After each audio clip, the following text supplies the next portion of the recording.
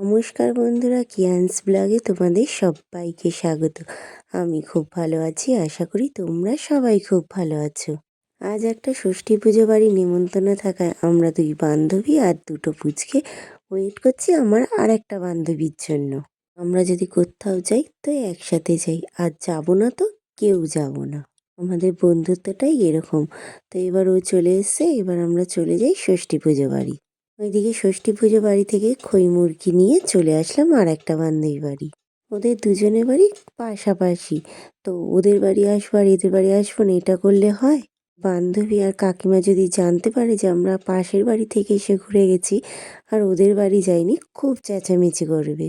ওদের বাড়ি আসবো আর কাকিমা না খাইয়ে পাঠাবে এমন কোনো দিন হয় না। কাকিমা কিছু না কিছু খাইয়ে পাঠাবে, খুব জোর করেছিল, তো আমরা শুধু একটু চানাচুর মুড়ি খেয়েই চলে যাব। এদিকে চানাচুর মুড়ি খাওয়া হয়ে গেছে, তো আসার টাইমে ওদের ঠাকুর ঘরটা আমাকে খুব আকর্ষণ করলো। কি সুন্দর না, তার পাশে গণেশটাও। এবার বাড়ি চলে যাওয়ার পাশে ওদের পাশের বাড়িতে দেখুন কি সুন্দর একটা মুরগি ছানাকে ঘরের কাছের ঘরে রেখেছে। আসলে ঠান্ডা না, মুরগি ছানাটা ঠান্ডা লেগে যাবে। আর এইদিকে রাস্তার মাঝখানে আমার ছেলে আর ওরা দুইজনে ঘুরছে। আমার ছেলে যেমন ওদেরকে ভালোবাসে, ওরাও আমার ছেলেকে খুব ভালোবাসে। এদিকে বাড়ি চলে আসলাম, তো আজকে দেখে নাও ষষ্ঠী পুজো বাড়ি থেকে কি কি দিয়েছে। তো দানাদার, একটা মোয়া আর একটা লাড্ডু আর কিছু বাতাসা আর তার সাথে খই মুরগি।